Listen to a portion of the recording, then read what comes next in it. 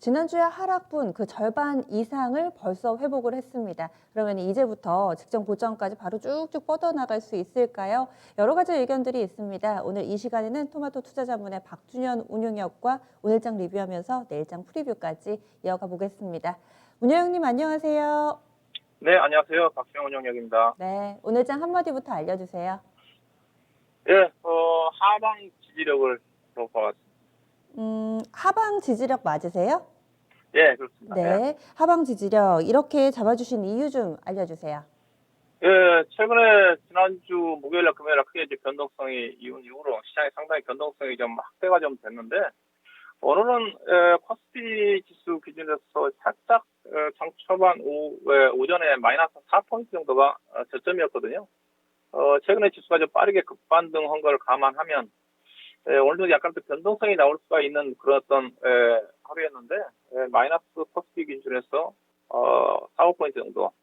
그다음에 코스닥 시장은 약간의 어떤 하락이 좀 나왔었는데 마이너스 6포인트 정도. 그렇지만은 5일 이동 평균선 위에서 지지가 좀 됐거든요. 상당히 이제 투자 심리 자체가 안정을 좀 취했다. 그좀 봐야 되겠죠. 그래서 또 오늘 아침에 상승 출발했지만은 종가상으로도 양봉으로 끝나면서 코스피 지수가 지금 3일 연속 양봉으로 끝났어요. 그러면서 이제 22동 평균선이 지금 3,108포인트대인데 3,108포인트를 확실하게 위에서 좀 끝나면서 지수가 추가 하락에 대한 추가 조정에 대한 우려감을 좀 완화시키면서 내일 또 추가 상승할 수 있는 그런 가능성을 남긴 상태에서 끝난 게 아닌가 좀 봐야 될 것 같고요. 일단은 최근에 악재로 부각이 좀 됐던 미국의 게임스톱발 공매도권과 관련된 영향 자체는 거의 다 일단락이 된 게 아닌가 그 점 봐야 되겠죠. 그래서 미국 시장도 이제 빠르게 좀 올라왔고 여기다가 미국의 기술주들이 지금 실적 발표가 계속 진행 중인데 다들 거의 뭐 서프라이즈하게 좀 나온 것 같거든요. 뭐 마이크로소프트 시작으로 해서 페이스북이라든가 뭐 애플, 그다음에 어제 이제 장 끝나고 발표가 된 아마존이라든가 그다음에 구글 알파벳 같은 경우도 거의 뭐 서프라이즈한 실적이 상향 조정됐음에도 불구하고 서프라이즈로 나왔거든요. 이러다 보니까 현재 나스닥 선물 시장도 나스닥 선물 최근에 좀 빠르게 반등했음에도 불구하고 강세를 좀 보이고 있기 때문에 이런 부분들이 우리 시장도 단기 이틀 동안 큰 폭 반등 이후에 오늘 또 강세 흐름으로 마감된 게 아닌가 그걸 좀 볼 수가 있을 것 같고요. 그래서 투자 심리가 좀 안정을 좀 차린 상태에서 변동성이 좀 완화가 좀 되면서 점진적인 상승 가능성이 있지 않겠는가 좀 봐야 될 것 같은데 그렇지만 시장의 지수가 여전히 이제 코스피가 오늘 또 상대적 강세를 좀 보이고 있는 쪽인데 오늘 시장의 내부적인 흐름 자체는 결국은 오늘은 자동차하고 화학주가 시장을 좀 주도를 했다고 좀 봐야 되겠죠. 특히 이제 자동차가 그동안 쉬었다가 기아차가 다시 애플카 모멘텀이 좀 부각이 좀 되면서 현대그룹에서는 공식적으로는 아직 확정된 게 없다고 했음에도 불구하고 다시 재료가 부각되면서 기아차 같은 경우가 오늘 뭐 거의 신고가가 좀 나왔어요. 현대차는 상승 탄력이 좀 떨어지면서 윗골을 좀 달고 좀 밀린 상태인데 자동차가 다시 전면에 나서다 보니까 아무래도 자동차 움직임이 전개된다 한다면 IT 관련 종목들 삼성전자나 SK 하이닉스를 중심으로 해서 큰 종목들은 좀 부담이 느낄 수밖에 없죠. 왜냐하면 현재 시점에서 자동차가 가고 삼성전자라든가 SK 하이닉스까지 주가가 뜬다 한다면 종합주가 지수가 훌쩍 3,200까지 갈 수밖에 없는 거기 때문에 상대적으로 자동차 국면이 강세 국면 쪽에서 IT를 중심한 일부 종목들은 상대적으로 약세 흐름으로 마감된 게 아닌가 좀 봐야 될 것 같은데요. 자동차도 보세요. 요즘 잘 나가고 있는 쪽이 화학주거든요. 화학주입니다. 오늘 수급의 특징도 이제 거기에 지금 수급도 지금 쏠리는 현상이 심한 것 같아요. 오늘 보면 오늘 예기 투자가들이 4,250억 정도 오래간만에 매수를 나섰는데 특히 화학업종에 대해서만 3,300억을 샀어요. 이제요. 300억을 사. 반면에 개인 투자가들은 IT 쪽만 조정받을 때 전기전자 쪽만 거의 4,900억 정도 좀 매수가 좀 나왔다고 좀 봐야 될 것 같은데 화학업종이 돌아가면서 강세를 보이고 있는 것 같습니다. 오늘은 이제 중성 종목 중에서 송원산업이 또 거의 18%까지 급등한 흐름이 좀 나타나고 있고, 그다음에 요즘 효성 TNS 같은 경우는 최근에 주가 급등에도 불구하고 지속적으로 상승하는 흐름이 좀 나타나고 있는데 아무래도 화학업종은 실적도 좋고 또 친환경 관련 부분과 관련된 부분이 있기 때문에 그렇던 흐름이 좀 전개되고 있는 게 아닌가 그렇게 좀 봐야 될 것 같고요. 전체적으로 시장의 흐름 자체는 뭐 향후에도 이런 흐름이 좀 전개될 것 같은데 지수의 또 부담 때문에 전반적으로 상승하기보다는 어떤 특정한 업종이라도 종목들 올라가게 되게 되면 다른 섹터들은 좀 쉬어가는 그런 흐름으로 향후 장세가 좀 전개되지 않겠는가. 그러면서 지수는 하방이 좀 지지가 좀 되는 흐름으로 전개되지 않겠나 봐야 될 것 같습니다. 네. 그러면 지난 한 주 동안의 짧은 조정은 이미 마무리가 됐다라고 봐도 되는 건가요? 예, 그렇죠. 일단은 학습 효과가 중요하거든요. 지난주 목요일날 금요일날 급락했던 부분 자체를 불과 이틀 만에 다 만회를 해버렸지 않습니까? 그러면 이제 쉽게 단기적으로는 변동성이 안 나오죠. 최소한 이번 주까지는 안 나온다고 좀 봐야 되겠죠. 다음 주 정도까지 결국 이제 다음 주 이제 명절 연휴를 앞두고 약간 이제 변동성이 나올 수는 있는 그런 부분도 있다고 좀 봐야 될 것 같은데 현재 흐름으로 봐서는 지수는 좀 어느 정도 하방이 좀 지지가 되면서 그렇다고 현재 시장 자체가 다시 기존 고점을 돌파하면서 상승하기는 쉽지가 않거든요. 그 이유는 일단은 다음 주부터 설 명절 연휴를 앞두고 있고 현재 수급의 주체는 어디까지나 개인 투자가인데 개인 투자가들이 명절 연휴를 앞둔 시점에서 약간 소극적으로 접근할 수밖에 없거든요. 최근 유동성도 유출이 좀 되고 있기 때문에 하방 좀 지지가 되겠지만은 주가의 어떤 상승 탄력은 제한적이면서 특정한 업종이라든가 종목 중심의 장이 좀 펼쳐지지 않겠나 좀 봐야 될 것 같습니다.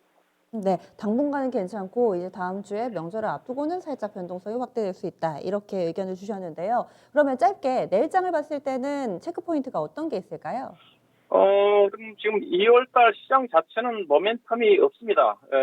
이슈 공백기라고 좀 봐야 되겠죠. 최근에 이제 1월 말부터 공매도 이슈가 갑자기 좀 불거지면서 시장의 변동성을 야기했던 부분인데, 2월 달은 별다른 이슈가 좀 없어요. 내일 같은 경우도 특별히 별다른 이슈는 없을 것 같습니다. 국내외적으로 실적들도 다 마무리가 좀 됐고, 미국 같은 경우도 주요 시장에 영향을 미칠 수 있는 주요 기술주들이 실적이 다 발표가 좀 됐거든요. 국내 같은 경우도 코스피 시가총액 상위 종목들 중심으로 실적이 다 발표가 좀 됐지 않습니까? 그래서 실적에 대한 영향도 없을 것 같고, 어제 그제 우리나라 수출 지표 자체도 좋게 좀 나왔기 때문에 경제 지표도 변동이 없을 것 같고요. 그래서 이슈 공백기이기 때문에 그런 또 부분들 때문에 시장 자체가 좀 지지부진한 국면이 전개되면서 그래도 등락을 통한 단기적인 상승 가능성이 열려있지 않겠나 봐야 될 것 같고요. 그냥 시장의 내부적으로 본다 한다면 요즘 선물 가격에 따라 가지고 상당히 어떤 변동성이 좀 왔다 갔다 합니다. 이제 오늘 외국 투자가들 매수 자체도 프로그램 매매 성향이 좀 강하다고 좀 봐야 될 것 같고요. 물론 오늘 외국 투자가들이 많이 샀던 것 자체는 LG화학을 많이 샀어요. LG화학을 거의 3,000원 가까이 샀기 때문에 다른 것들은 거의 매매라고 봐야 될 것 같은데 요즘 선물 가격이 상당히 탄력적으로 움직임이 전개됩니다. 현재 베이시스가 이제 컨텐츠로 좀 바뀌었는데 지난주 목요일날 금요일까지만 하다가 선물 베이시스가 마이너스 1.7까지 벌어졌거든요. 현재 선물이 강세로 돌아섰다는 것 자체는